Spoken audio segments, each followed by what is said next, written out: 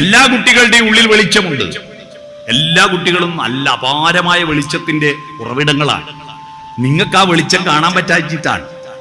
യശോദ ആ വെളിച്ചം കണ്ടെത്തിയത് കൊണ്ടാണ് നമുക്ക് ഭഗവാന് കൃഷ്ണനെ കിട്ടിയത്. അറിയുമോ? കൃഷ്ണൻ എന്ന് പറയുന്ന ഒരു കുട്ടിയുടെ ഉള്ളിൽ ഒരു വെളിച്ചം ഉണ്ടായിരുന്നു. ആ വെളിച്ചം തന്റെ ഓടക്കുഴലും എടുത്തിട്ട് കുട്ടി യമുനാ നദിയുടെ തീരത്ത് പോയിട്ട് രാഗങ്ങളോരോന്നേ ഗോകുല നായകൻ മേളം കലർന്നങ്ങു പാടുന്നേരം പെട്ടെന്നങ്ങ് നിർത്തിക്കളഞ്ഞു ഇവൻ പാട്ട്. അപ്പൊ യശോദ ചോദിച്ചു, എന്താ കണ്ണാ പാട്ട് നിർത്തിയ? അപ്പോ ഇവൻ ചോദിച്ചു, അമ്മേ, യമുനയുടെ ഓളങ്ങൾ കരയിലേക്ക് വരുന്നുണ്ട്, ഒന്നും തിരിച്ചു പോകുന്നില്ല. എന്താ അത്? തിരിച്ചു പോകുന്നില്ല എന്നോ? എന്താ അത്?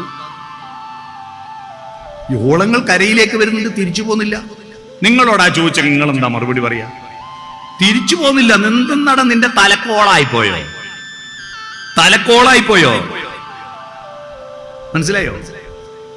ഞാൻ രജിസാറ് എന്നെ കാണാൻ വേണ്ടി അങ്ങ് വരുന്നെന്ന് ചോദിച്ചപ്പോൾ ഞാൻ ചോദിച്ചു, നിങ്ങളെ തലക്കോളായിപ്പോയി, എന്നെ കാണാൻ വേണ്ടി കോട്ടയത്ത് നിന്ന് കണ്ണൂർ വരണമെന്ന് ഞാൻ ചോദിച്ചിരുന്നു. അങ്ങനെയാണ് ചോദ്യം, അമ്മമാര് പറയാ. എന്നാൽ ആ യശോദ പറഞ്ഞത് അങ്ങനെയല്ല. അത് തിരിച്ചു പോകാത്തത് എന്താണെന്നറിയോ കണ്ണാ? നിന്റെ പാട്ട് കേട്ടിട്ട് തിരിച്ചു പോകാൻ തോന്നുന്നില്ലട കണ്ണാ.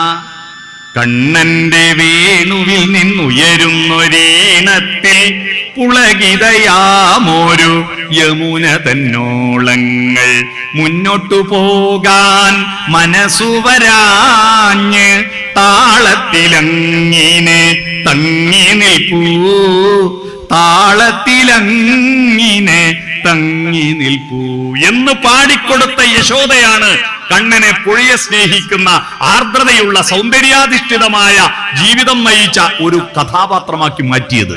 അറിയണം നിങ്ങൾ.